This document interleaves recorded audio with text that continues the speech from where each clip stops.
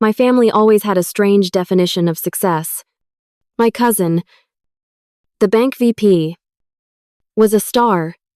Me, the graphic designer who just bought a $150,000 apartment with my own money, I was just a girl with a cute little hobby.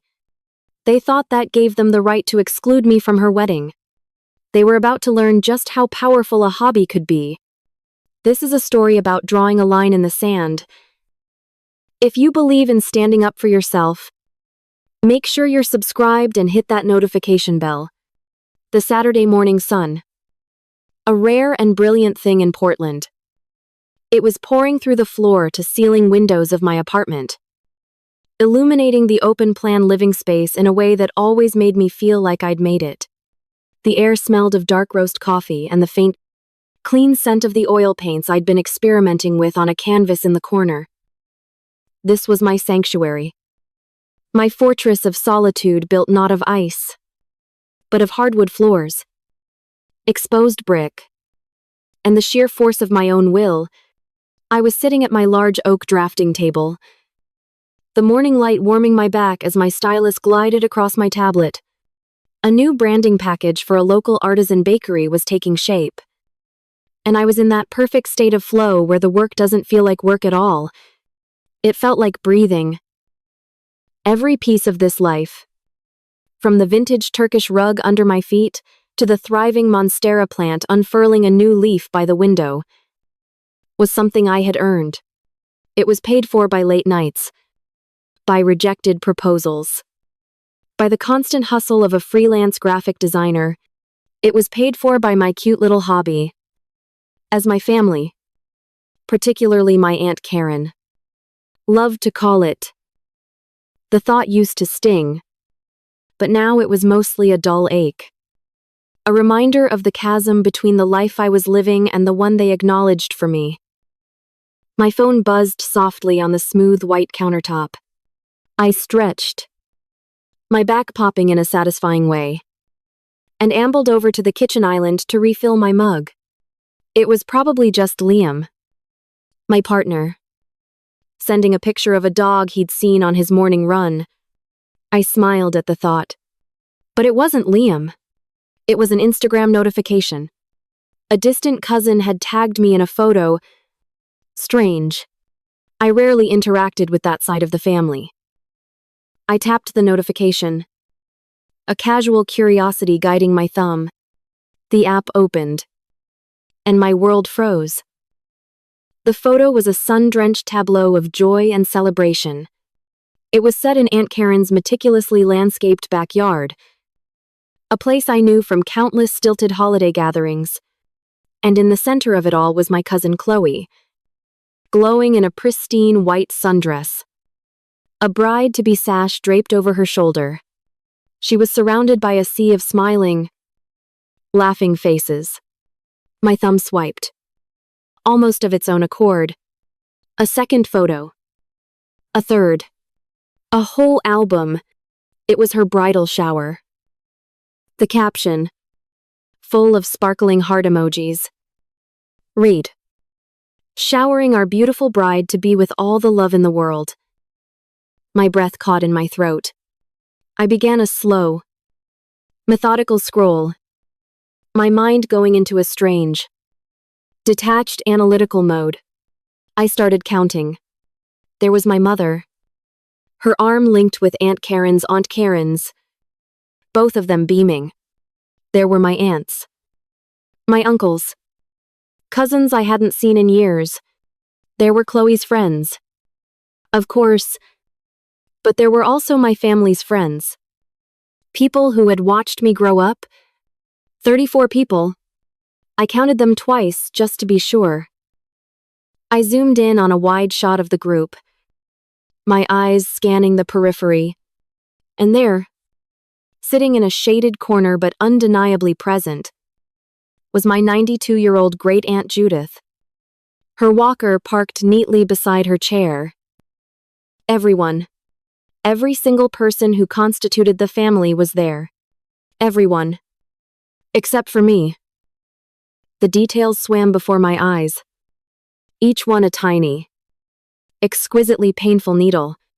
The tables were draped in fine white linen, with elaborate floral centerpieces of coral peonies and mint green hydrangeas, Chloe's favorite colors, the ones she'd talked about for her wedding since we were kids. I could almost hear the clinking of the champagne flutes, see the shimmer of the sun on the carefully curated decorations. This wasn't a spontaneous brunch. This was a full-blown, catered event. An event I knew absolutely nothing about. An event I was clearly, purposefully, excluded from. The heavy ceramic coffee mug in my hand suddenly felt slick. It slipped through my grasp, seeming to fall in slow motion before it connected with the slate tile of the kitchen floor.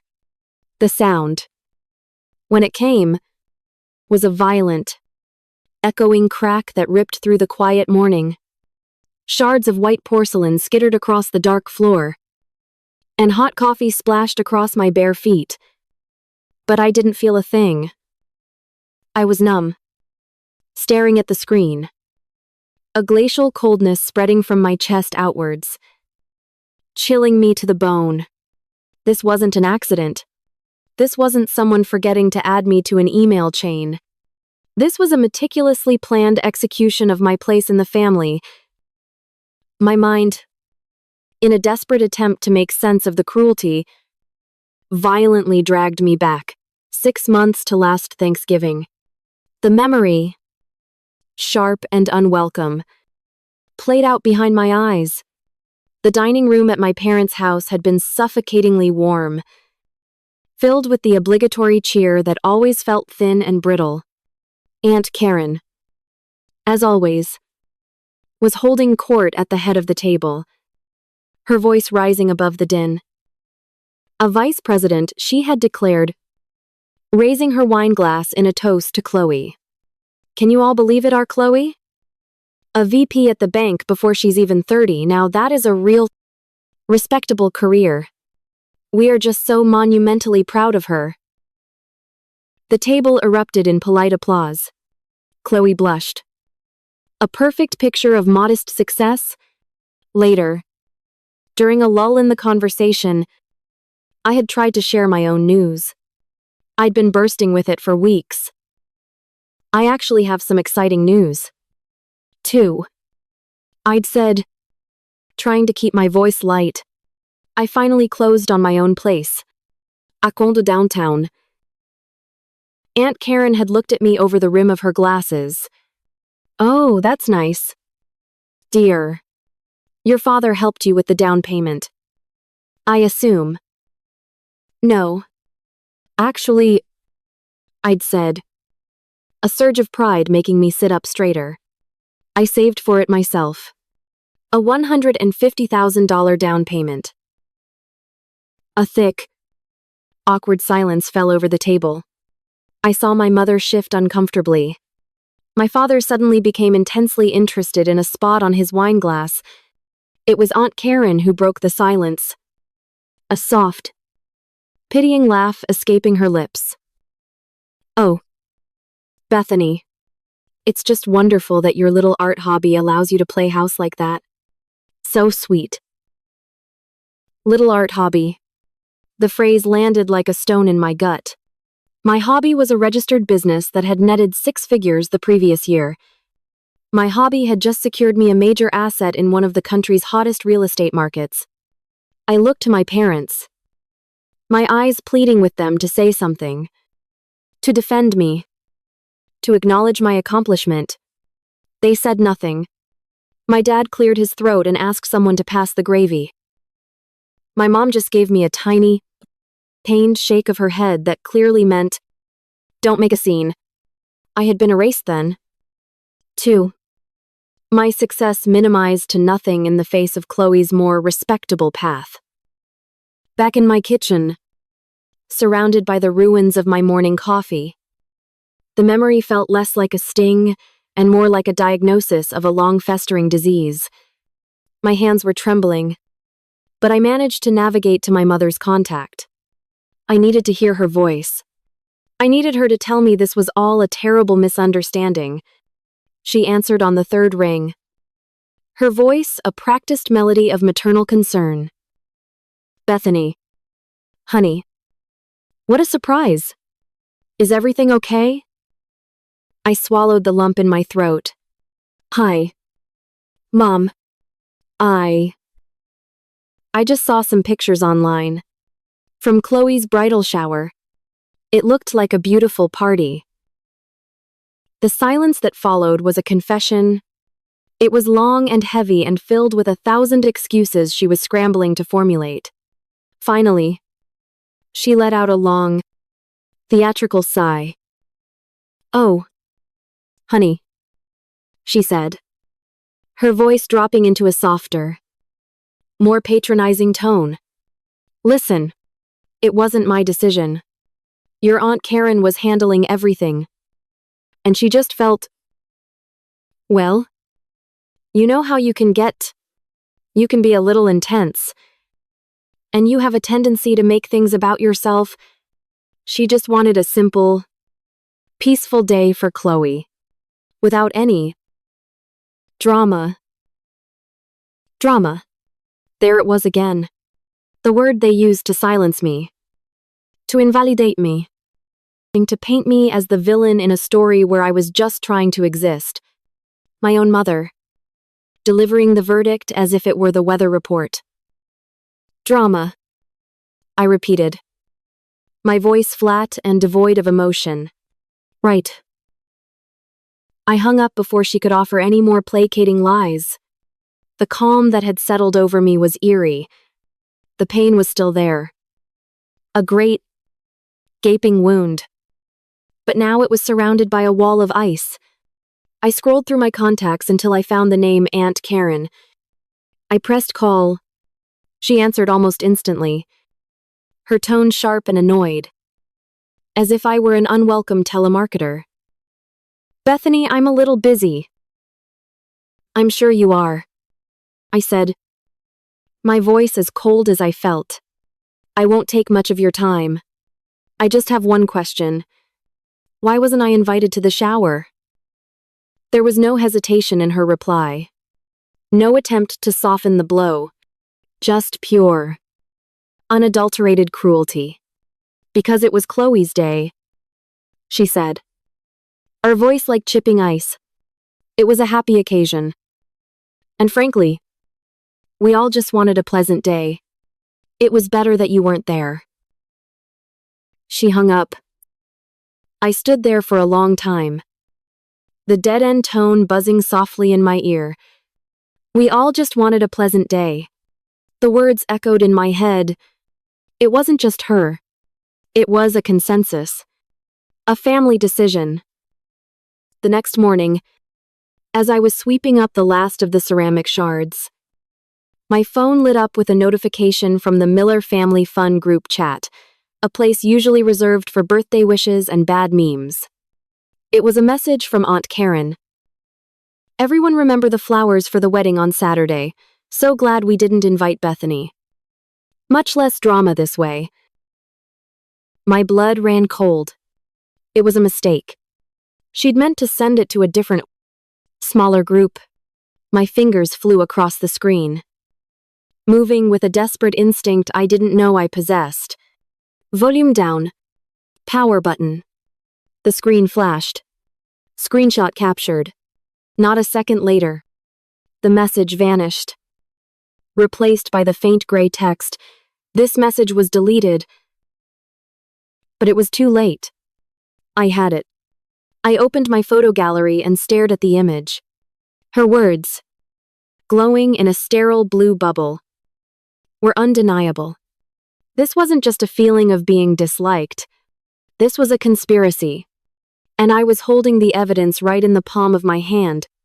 The last vestiges of my sorrow burned away, replaced by a cold, clarifying rage. This wasn't just an insult anymore. This was war. For a long time, I just stood there in the quiet of my kitchen, the morning light having moved across the floor. The shattered remains of my coffee mug a forgotten casualty. The only thing that felt real was the rectangle of light in my hand. The screenshot of my aunt's words burning a permanent image onto my retinas. So glad we didn't invite Bethany. Much less drama this way. The ice that had formed around my heart began to crack. Not with sorrow, but with the heat of a pure, clarifying rage. The shock had worn off. The pain was still there.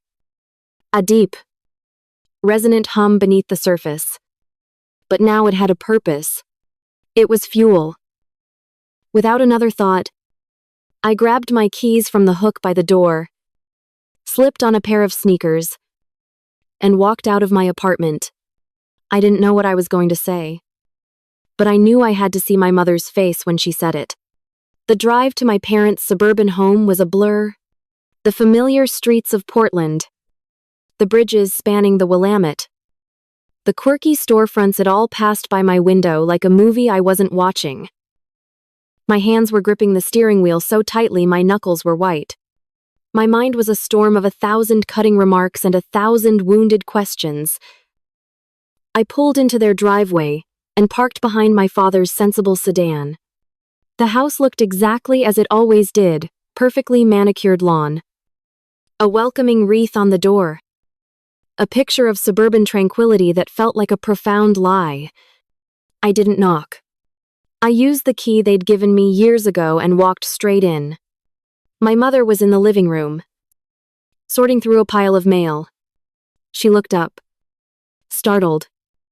A flicker of genuine fear in her eyes before she masked it with annoyance. "Bethany, you could have called. You nearly gave me a heart attack," she said, clutching her chest for dramatic effect. "I didn't have time to call," I said, my voice dangerously calm. I walked over to her and held out my phone. On the screen was the screenshot. She squinted at it, her expression shifting from confusion to a pale, dawning horror. She knew exactly what it was. She looked away, unable to meet my eyes. "Mom," I said, the word feeling foreign in my mouth. "Look at me and tell me this isn't true." She sank onto the floral sofa, her shoulders slumping. She wrung her hands in her lap. A nervous habit she'd had my entire life. "Now, honey, you have to understand." "No." I cut her off. "I don't have to understand anything. I want you to tell me why. Why would you all do this? Why would you lie?" Finally, she looked up, her face a mask of weary resignation. And then she delivered the blow that was somehow worse than the exclusion itself. "Because we were tired," she said, her voice barely a whisper. "We were tired of the competition. We all felt that you were jealous of Chloe's success, of her engagement, and we just wanted her to have this one thing, this one perfect time in her life, without it turning into a comparison, without you making it about your achievements." Everyone agreed. It was just better this way. Jealousy. They had taken my pride in my own hard-won success and twisted it into a petty, ugly thing. They had built an entire narrative around me being a bitter, jealous spinster so they could justify shutting me out. The final piece of the puzzle clicked into place. This wasn't just about a party. This was about my entire existence being an inconvenience to the perfect story they wanted to tell about their perfect family. I stared at my own mother, and for the first time in my life, I saw a stranger. I didn't say another word. I just turned around, walked out the front door, and didn't look back. The days that followed were a thick, gray fog. The rage that had propelled me to my parents' house simmered down into a heavy, suffocating blanket of grief. The first email arrived on Tuesday. It was from a small, independent publisher I had been doing contract work for. The owner was a close friend of my Aunt Karen's. The email was polite, professional, and utterly devastating. We've decided to move in a different creative direction. Thank you for your work. My heart sank. On Thursday, 2 more came in. One was from a boutique that was run by a woman in my aunt's tennis club. The other was from a real estate agent who was one of my uncle's golfing buddies. Both cited vague budgetary reasons. He set up my disk, my accounting software open, and did the math. The 3 canceled contracts represented a loss of over $27,000 in projected income for the next quarter. It was a targeted, systematic dismantling of the career I had poured my soul into. They weren't just excluding me from parties. They were trying to break me. My world, once so full of color and possibility, began to shrink. I stopped going to my favorite coffee shop, terrified I'd run into one of them and their pitying, judgmental stares. I started having my groceries delivered. The prospect of navigating the aisles of the local supermarket feeling like a journey through a minefield. I saw a car that looked like my uncle's on the street and felt a jolt of pure panic, ducking into a doorway until it passed.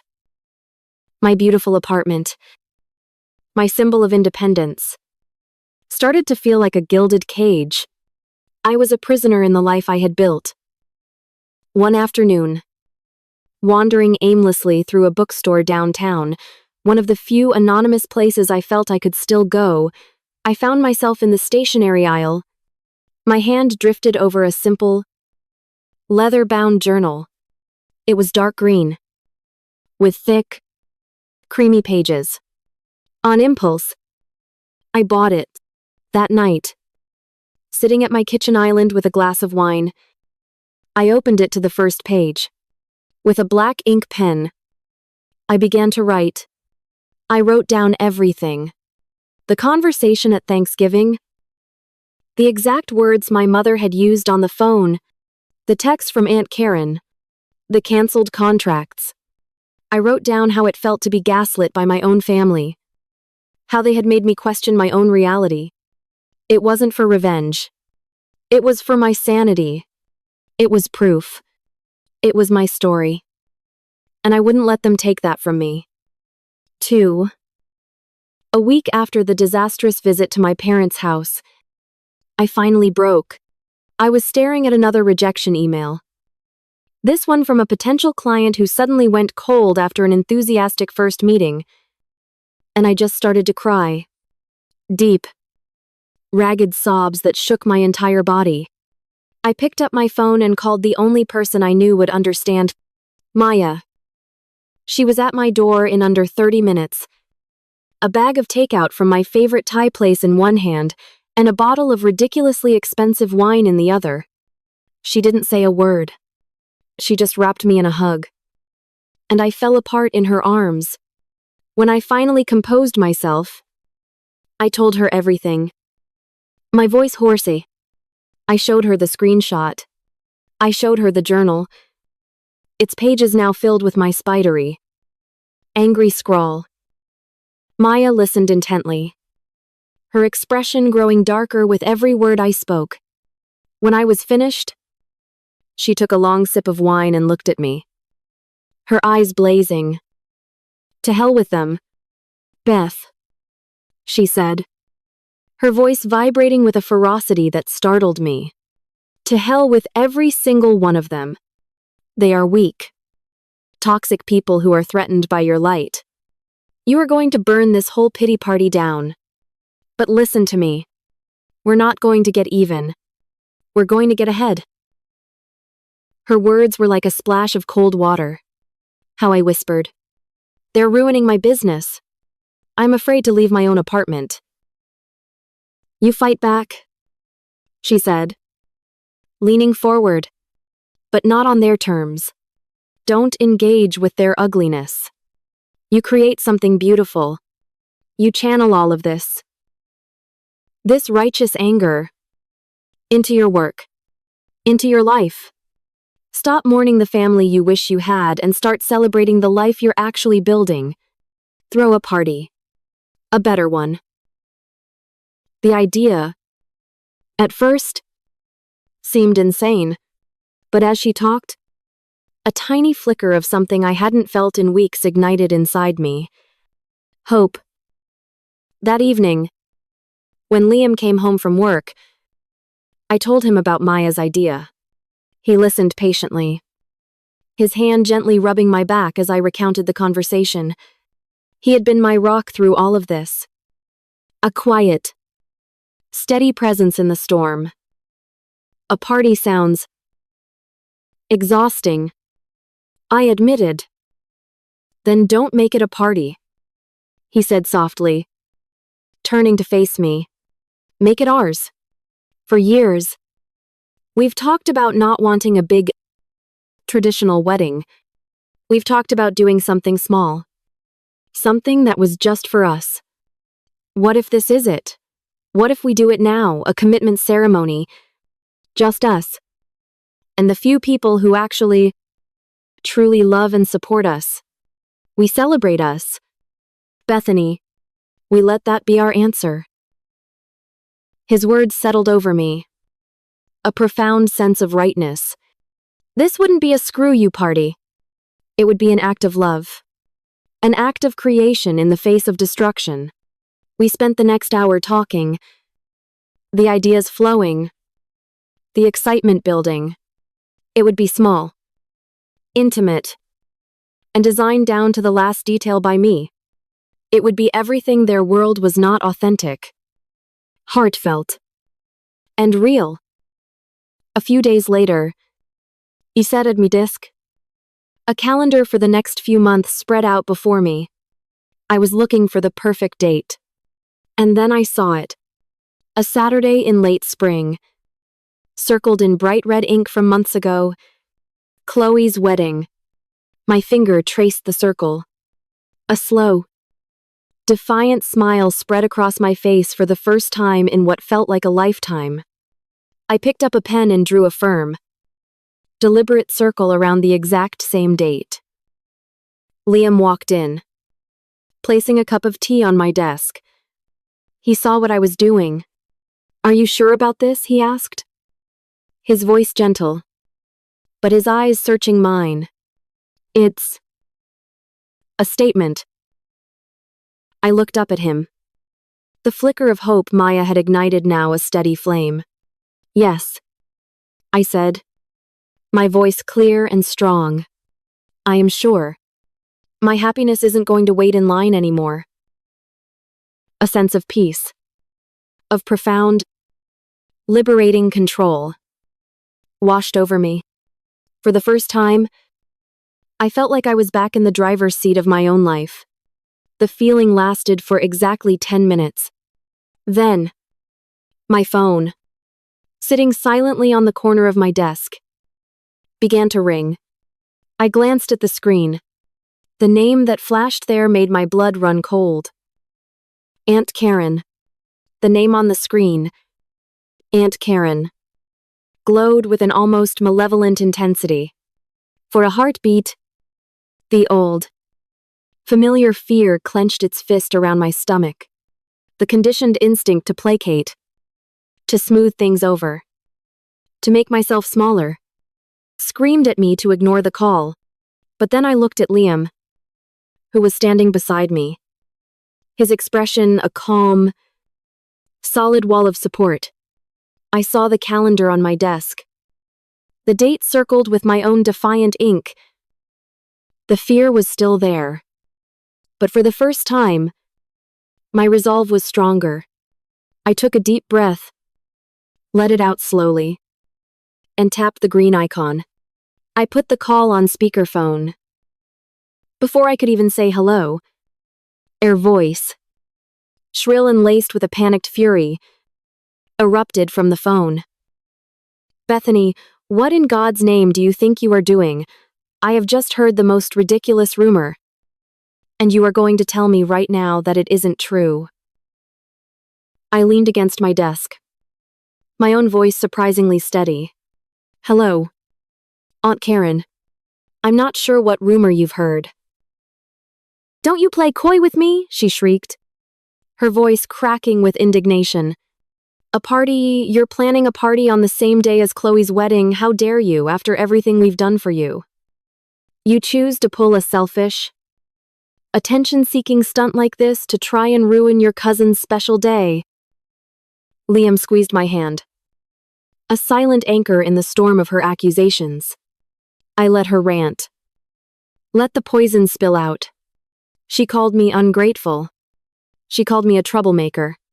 She rehashed the old, tired narrative that I had always been a difficult child. It was a verbal onslaught designed to beat me back into submission, to make me feel so ashamed that I would crumble. But something inside me had fundamentally shifted. Her words, which once would have shattered me, now felt like pebbles thrown against a brick wall. They were her words, her narrative. They had nothing to do with me anymore.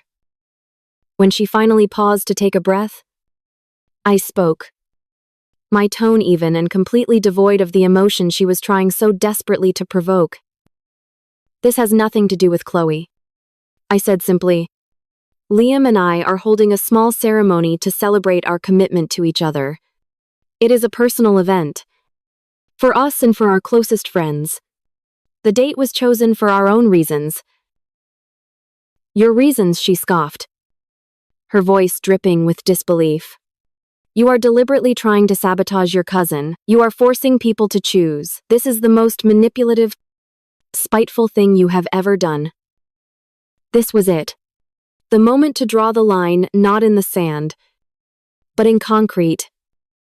No one is being forced to do anything, I said, my voice as calm and final as a judge's gavel. This day is about my commitment to Liam. Aunt Karen. It has nothing to do with you or Chloe. Who chooses to come where is their own decision. I paused, letting the silence hang for a moment before delivering the final sentence. We are hanging up now. Do not call me again. And with that, I ended the call. The silence that descended upon the room was absolute. For a moment, neither of us moved. Then, a slow, wide smile spread across Liam's face. I felt a laugh bubble up from my chest. A sound of pure, unadulterated relief.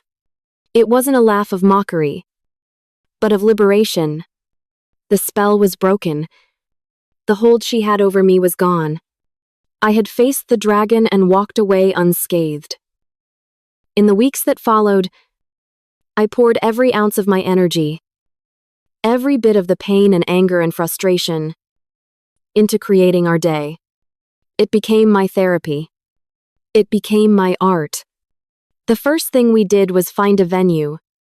We drove out to the Oregon coast and found a small, private villa perched on a cliff overlooking the Pacific.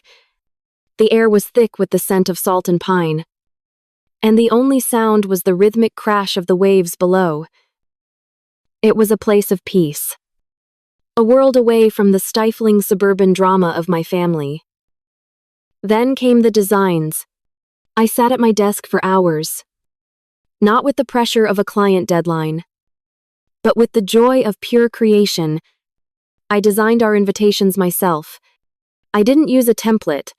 I painted a watercolor illustration of the coastline where we would say our vows, with two small figures, me and Liam, hand in hand, looking out at the ocean. I chose a thick, cotton paper that felt warm and substantial to the touch. The font was an elegant script I had designed myself. This wasn't just an invitation, it was a piece of art. It was a statement that my little hobby could create something more beautiful and heartfelt than all of their money and performative tradition could ever buy. The guest list was the easiest part. We sat down one evening and wrote it on a single sheet of paper. There was Maya, of course, Liam's family, who had only ever shown me kindness, a handful of my cousins who had reached out privately over the years, expressing discomfort with Aunt Karen's reign, and our closest friends, the family we had chosen for ourselves. The final count was 20. We were sending out only 20 invitations. The act itself felt like a cleansing, a deliberate curation of our lives, keeping only what was genuine and true. The RSVPs started coming back almost immediately. They weren't just checked boxes, they were heartfelt notes. We are overcome with joy for you both and wouldn't miss it for the world. One friend wrote, Bethany, this is the most stunning invitation I have ever held in my hands. It is a work of art. Of course we will be there. Another replied. Each message was a balm on the wounds I was still nursing. A confirmation that I was not the difficult, dramatic person my family had painted me to be. I was loved. I was supported. There was one last invitation I hesitated over. My friend Sarah was a talented, up-and-coming writer who ran a popular wedding and lifestyle blog. Her whole brand was built around authenticity and telling unique love stories. I typed out a text to her, my thumb hovering over the send button. Hey Saraso. Liam and I are doing a very small, very unofficial commitment thing in a few weeks on the coast. It's super low-key, but we'd love for you to be there to celebrate with us. Just as a friend. Absolutely no pressure to work or anything. We just want you there. I sent it before I could overthink it. Her reply came back instantly. Are you kidding me? I would be honored to come, can't wait. The day arrived. A perfect, sun-drenched Saturday in late spring. As I got ready with Maya in our beautiful, airy villa, I couldn't help but imagine the scene unfolding an hour away in the city. I pictured Chloe's morning a flurry of stressed-out bridesmaids. A panicked schedule. My Aunt Karen barking orders. The air thick with tension and the smell of hairspray. My morning was the opposite. It was calm. Liam was in the next room, writing out his vows. Maya and I drank champagne and listened to music. The only sound from outside was the gentle roar of the ocean. There was no drama. There was only peace. Our ceremony took place at sunset on the cliffside lawn. Our 18 guests sat on simple wooden benches. We didn't have a priest or an officiant. We had Maya lead the ceremony. Her words full of personal stories and genuine affection. Liam and I read the vows we had written for each other. Our voices thick with emotion. Our promises witnessed only by the people who truly mattered, and the vast, endless ocean. I saw Sarah in the front row, wiping a tear from her eye. Her phone in her lap. Completely forgotten. She wasn't a blogger in that moment. She was just our friend, sharing in our joy. Later, we all gathered at a single, long wooden table under a canopy of twinkling string lights. For dinner, there were no seating charts. No stuffy speeches. There was just incredible food from a local caterer, shared bottles of wine, and the sound of real, uninhibited laughter echoing into the night air. Friends stood up and gave impromptu toasts. Funny, heartfelt stories about me and Liam that had everyone roaring with laughter or misty-eyed. It was everything I had ever wanted. It was real. As the evening wound down and guests began to hug us goodbye, Sarah approached me, her eyes shining. Beth, she said, her voice soft. I have to be honest. I came here today just as your friend. But this wasn't just a party. This was a story about authenticity, about choosing your own happiness, about what a celebration of love is really supposed to feel like. It's the most beautiful thing I have ever witnessed. She took a breath. Do I have your permission to tell it? I looked over at Liam, who was talking with his parents, his face relaxed and happy. I looked at the small group of people who had shown up for us, who saw us for who we truly were, and I looked at Sarah, whose entire career was built on sharing beauty and truth. Yes, I said, a feeling of absolute certainty settling in my soul. Yes, you do. 3 days later, my phone buzzed. It was an email from Sarah. The subject line read, "D-Raft, for your eyes only." Attached was a link to a private blog post. My heart pounded as I clicked on it. The page loaded. And the title appeared in a beautiful, bold font. They chose the coast over the crowd, how one couple's intimate commitment ceremony redefined wedding goals. I read the entire article, my eyes filling with tears. She had captured it all perfectly, the feeling, the details, the love. She had told our story.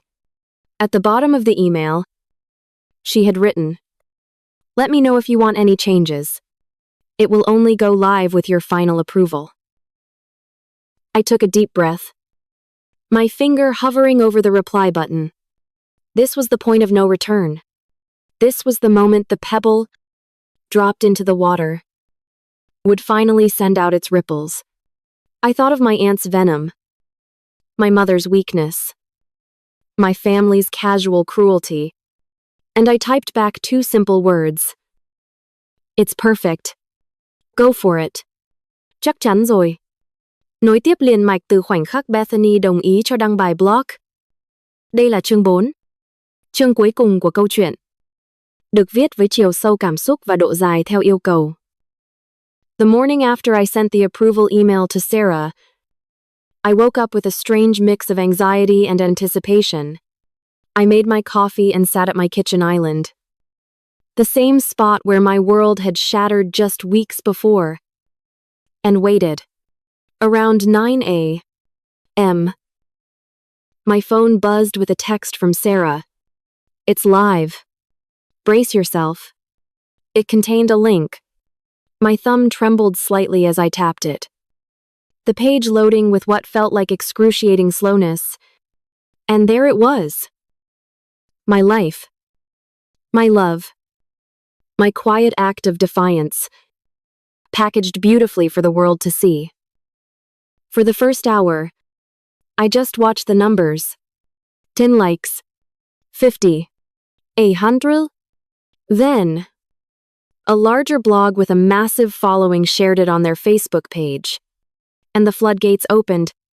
The likes on Sarah's post began to climb into the thousands, 10,000, 30,000. By the end of the day, it had surpassed 80,000 likes and had been shared hundreds of times. But it was the comments that truly took my breath away. They were a tidal wave of validation from total strangers. This is everything a wedding should be. Pure, honest love, not a performance for hundreds of people. One woman wrote. Another commented, "I'm in the middle of planning a huge, stressful wedding and this just made me cry. It's a reminder of what actually matters." And then there were the comments that felt like they were speaking directly to me. Those invitations are a work of art. The watercolor coastline genius. I would hire that designer in a heartbeat. My eyes welled up. People were seeing me.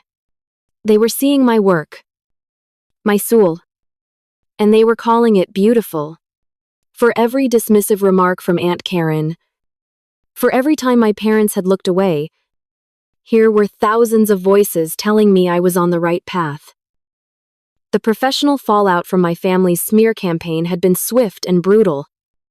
But the professional boom from this single blog post was a tidal wave. The Monday after the article went live, my inbox, which had been painfully quiet for weeks, began to ping with a life of its own. The first email that made my heart leap was from the senior editor of Artful Living, one of the most prestigious design magazines in the country. She said she had been utterly captivated by the story and the breathtakingly personal design elements of our ceremony. She wanted to know if I would be interested in a feature interview for their emerging artists section. I had to read the email 3 times to believe it was real. Before I could even reply, another email came in. It was from the marketing director of a national boutique hotel chain I had admired for years. They were in the middle of a complete rebrand and were looking for a freelance designer with a unique, authentic, and story-driven approach. They said my invitation suite was exactly the aesthetic they had been searching for. They wanted to set up a call. By the end of the week, I had more serious, high-level inquiries than I'd had in the past 6 months combined. My cute little hobby was suddenly in very high demand.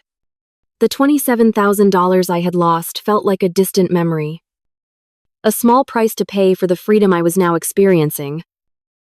The next 7 weeks passed in a blur of happy creativity chaos. I was working on the hotel rebrand proposal, a project more challenging and exciting than any I had ever tackled. I did the interview with the magazine, speaking with confidence about my design, philosophy, and the power of authenticity. Liam and I spent our weekends exploring the coast, hiking through forests, and reveling in our quiet, peaceful life. I didn't hear a single word from my family. The silence was a gift. The wound they had left was still there, but it was finally beginning to scar over, replaced by the steady, healthy tissue of a life I was building on my own terms. Then, one Tuesday afternoon, the doorbell rang. I was at my drafting table, sketching out logo ideas for the hotel chain. A jazz record playing softly in the background. I wasn't expecting anyone. I glanced at the security camera feed on my phone, and my stomach plummeted. There, on my doorstep, stood Aunt Karen and Chloe. Karen's face was a thundercloud of fury. Chloe stood slightly behind her, looking pale and uncomfortable, her eyes fixed on the ground. For a moment, the old fear returned, but then I looked around my sun-drenched apartment, at the proof of my new life all around me, and I took a deep breath. I was not the same person they had cast out weeks ago. I walked to the door and opened it. Aunt Karen. Chloe, I said. My voice even. I didn't invite them in. Aunt Karen pushed past me anyway, Chloe trailing hesitantly in her wake. She was holding her phone, her thumb jabbing furiously at the screen. She shoved it in my face. It was Sarah's blog post. You have to take this down, she hissed, her voice shaking with rage. Right now, you have humiliated this family. You have made Chloe a laughingstock. Everyone is talking about your pathetic little beach party instead of her beautiful, expensive wedding. You did this on purpose. You malicious, spiteful girl. I stood my ground, crossing my arms. I'm not taking anything down, I said calmly. That's when Chloe finally spoke. Her voice was thin and reedy, cracking with an emotion I had never heard from her before, pure, unadulterated jealousy. Everyone is talking about your wedding, she whined, the word dripping with scorn. My friends, my coworkers, they keep sending me the link. They're saying how real and authentic it was. They don't even remember what my dress looked like. Bethany. My 200-person wedding that cost my parents a fortune. And all anyone can talk about is your little photo shoot on a cliff. And there it was. The truth. In all its ugly, pathetic glory. The golden child, the bank VP with the real career, was incandescent with envy because my small, heartfelt ceremony had garnered more praise and attention than her grand performance. It had never been about me being jealous of her. It had always been the other way around. They hadn't excluded me because I was drama. They had excluded me because they were afraid my light would dim her shine. In that moment, watching them stand in the middle of the life I had built, a life that was truly and authentically mine, I didn't feel anger. I felt a profound, bottomless pity. I looked from Chloe's tear-streaked face to my aunt's contorted mask of rage, and a sense of absolute clarity washed over me. I am not going to take it down, I repeated, my voice soft but unyielding. I didn't do anything against you. I did everything for me. I created a day that was beautiful and meaningful for me and the person I love. The fact that other people found it beautiful too is not my problem. The fact that you feel so insecure that my happiness somehow diminishes yours, that is your problem, not mine. I walked to the front door and held it open. Now, please leave my home. They stared at me, utterly speechless. It was as if they couldn't comprehend this version of me, the one who didn't cry, didn't argue, didn't beg for their approval. The one who had her own power? Aunt Karen opened her mouth, then closed it again. Defeated, she turned and stormed out, Chloe scurrying after her like a shadow. I closed the door behind them, the soft click of the lock echoing in the sudden, peaceful silence. I leaned my forehead against the cool wood and let out a breath I felt like I had been holding for my entire life. It was over. The weight I had been carrying on my shoulders for years, the desperate need for their validation, it was just gone. In the weeks that followed, the final ties were severed. One of my cousins, the one who had always been kind, sent me a text. Hey, I heard about the showdown. Mom told me what they said. I'm so sorry. Beth, for all of it, you deserved better. It was a small gesture, but it meant the world. From my parents, there was only silence. A deep, profound silence that told me everything I needed to know. They had made their choice. They had chosen the sister who created drama over the daughter who built a life, and for the first time, I was okay with that. That evening, I was standing on my balcony with Liam, watching the sun set over the Portland skyline, painting the clouds in shades of coral and mint. The air was cool and crisp.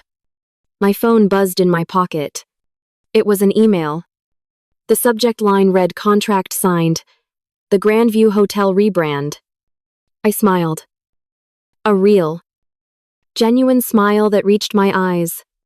I didn't open it. It could wait. I leaned my head on Liam's shoulder, breathing in the free, open air of my new life. I hadn't set out for revenge. I had only set out to find my own happiness. And in the end, I had discovered they were one and the same.